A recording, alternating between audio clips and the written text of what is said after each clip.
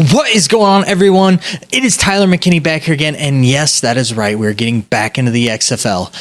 No, I am not kidding. No, this is not me joking. We are seriously talking about the XFL. If it's your first time here, glad to have you. If you're a return viewer, thanks for coming back and thanks for watching more videos. And if you haven't yet, please consider subscribing. All right, let's not waste any time. Let's get right into it. The fact of the matter is I look pathetic and crazy and that I don't know what I'm doing, which I really don't. And it just goes to show because we just got news today, literally hours after I post a video about what I loved about the XFL and what the next league that either takes its place or the NFL should take from it. It resurfaces its ugly, beautiful head back again. And listen, it's like you keep drawing me back in and you keep pulling me back in. And it's like, I just don't want to let go. I just want to keep the hope up. And listen, there is serious hope here. But if you've been living under a rock, here's what's gone on. It's been leaked, and it's really not been leaked. We've known this from the beginning. Since the XFL filed for bankruptcy, in filing Chapter 11, the idea is that they're trying to salvage the league. If they wouldn't, Chapter 11 is how you would file bankruptcy if you're planning on keeping the business going. That's what they're planning on doing. And part of the formal process is starting the formality, if it is a formality or if it's serious, of going out there and actually putting the company for sale. Now, we heard about a month ago when this actually did take place, when the bankruptcy, filings were filed, that this was going to happen. But it has finally been made official, leaked, whatever. But we have, Axios, which I have no clue about anything with them. But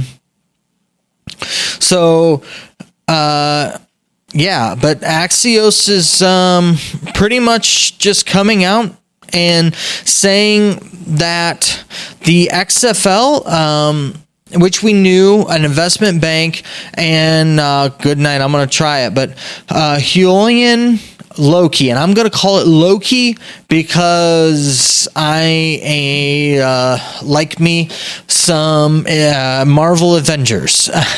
And pretty much what they're doing is they're managing the whole process of the bankruptcy and kind of the wholesale process of the XFL. Now, listen, this is going to be pretty much a formal sale process, and they've kind of put their pitch out there, and that's what they got their hands on.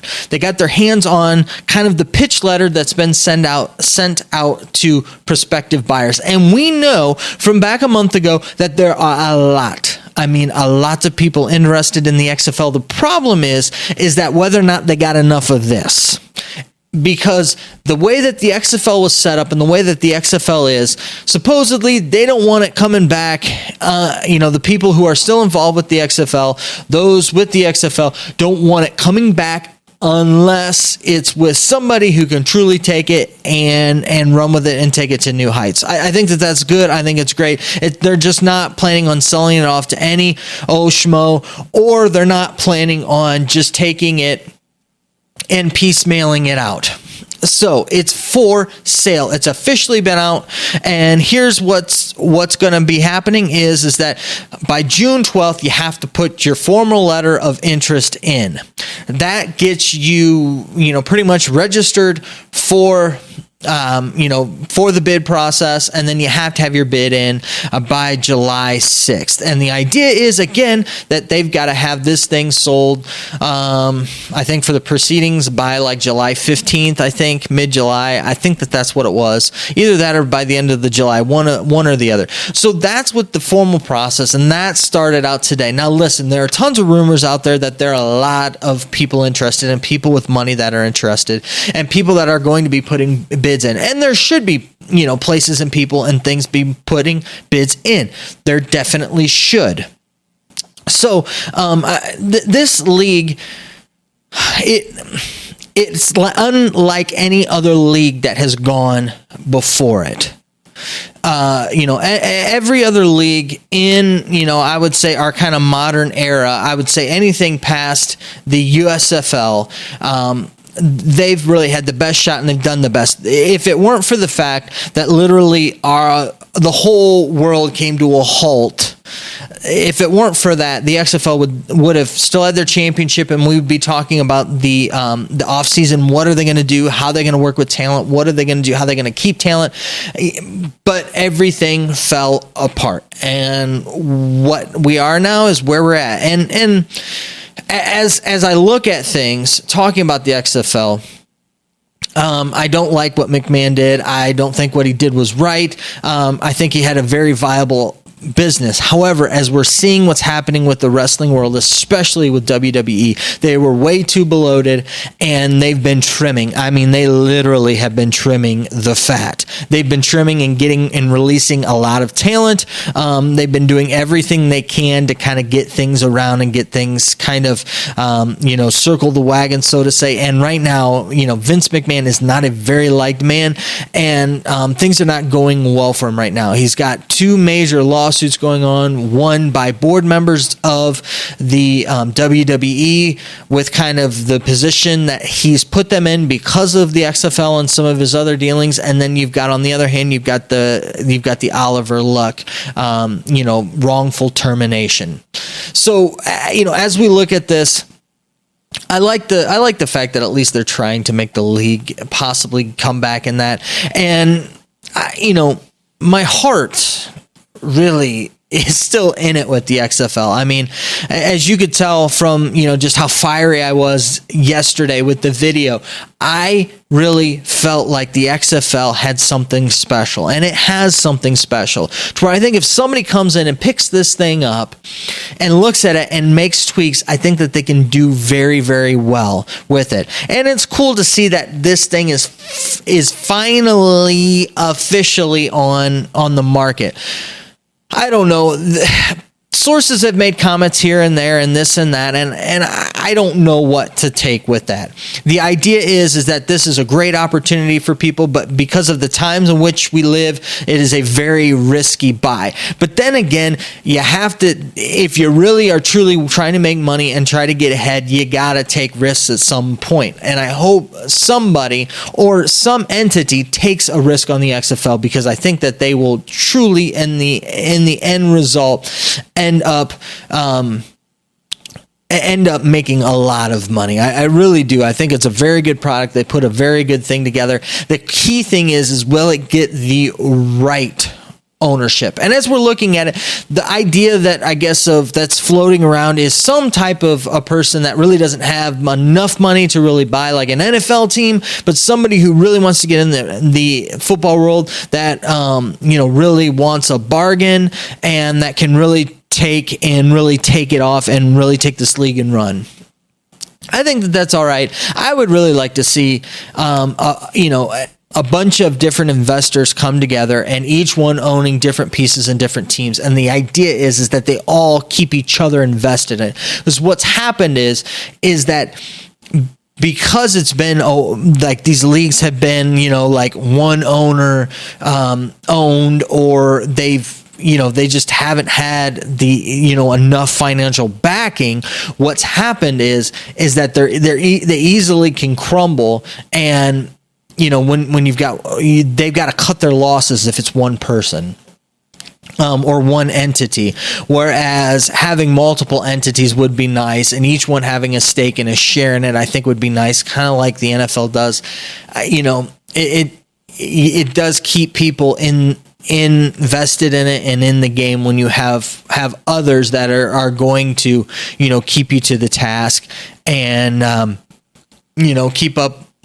make you stick to your guns. So they put out this pitch, right?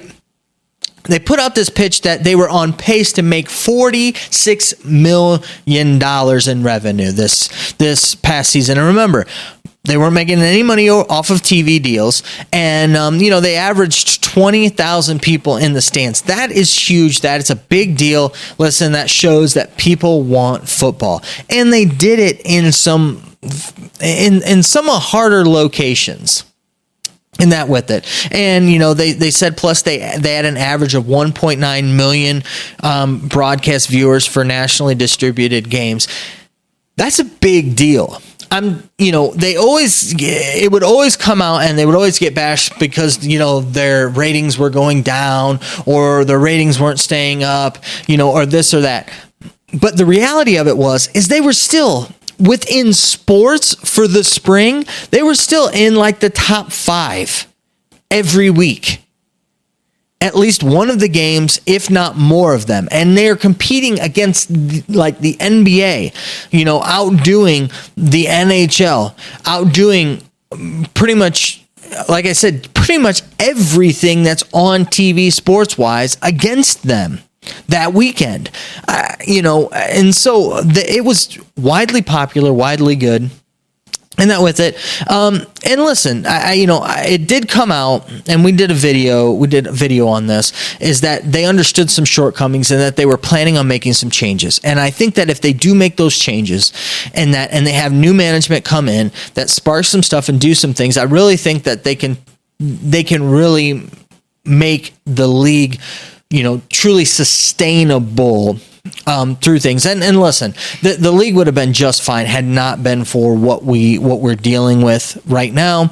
And so, there were a few things with that MetLife, they should have never been in MetLife. I mean, they owed MetLife a ton of money after everything was all said and done. And they ended up, they tried some bigger markets and some of them didn't work out. I think, LA is a big example of that. I think you relocate LA somewhere else, maybe San Diego. I don't know. San Diego likes football. They want football, and they want a team. I think that the Wildcats would work well down there if they move them there.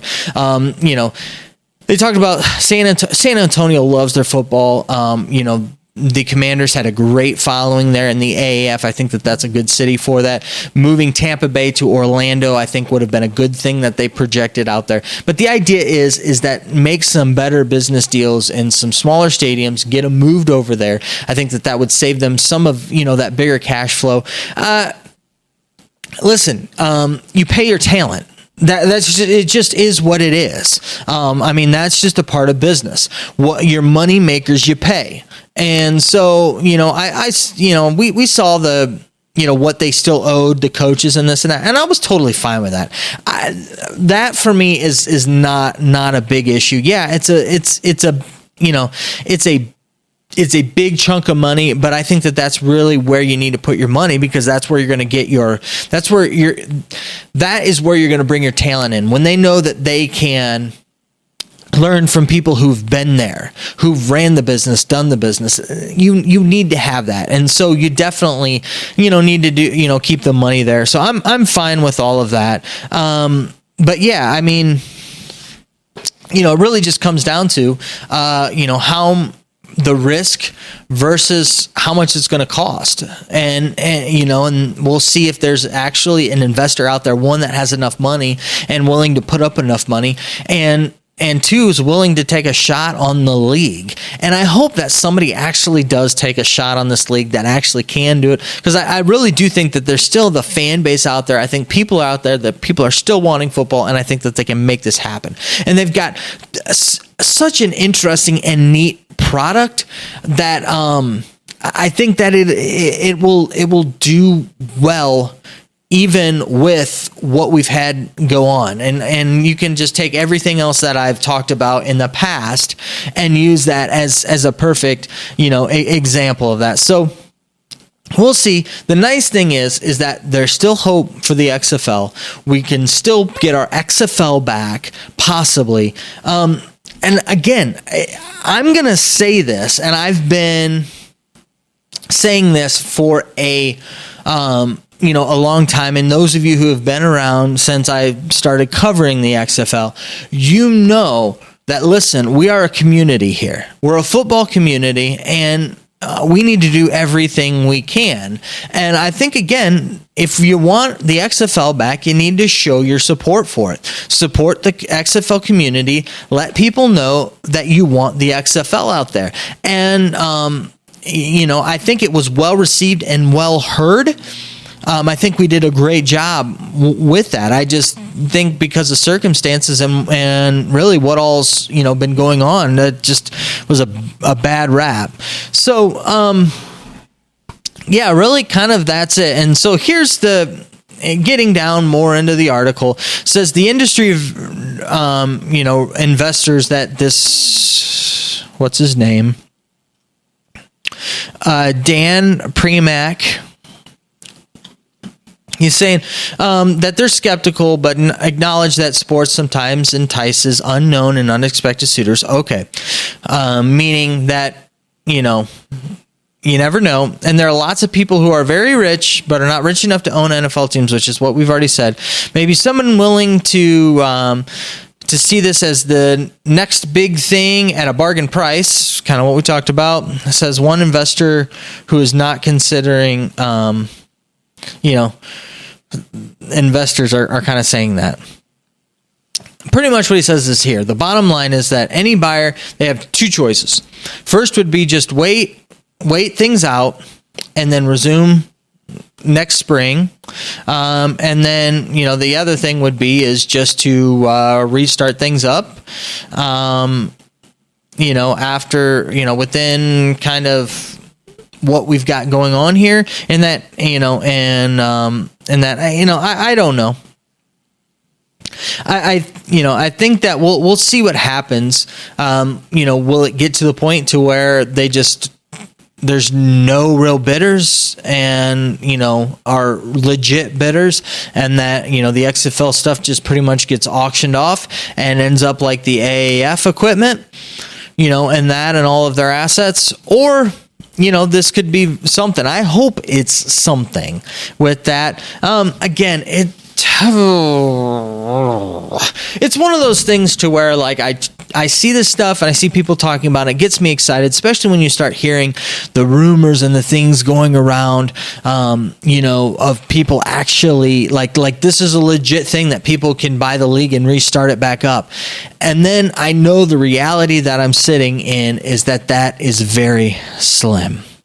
And so on one hand, I want to jump for joy. I want to get excited. I just, I want to shout it from the rooftops and but then there's that part of me that has to sit back and be real. And so we're going to live there for right now. But remember, guys, there's still hope. So that's what I think. The question is, what do you think? Let me know down in the comment section. And yeah, stay safe out there, keep up the hope, and have a good night. All right, bye.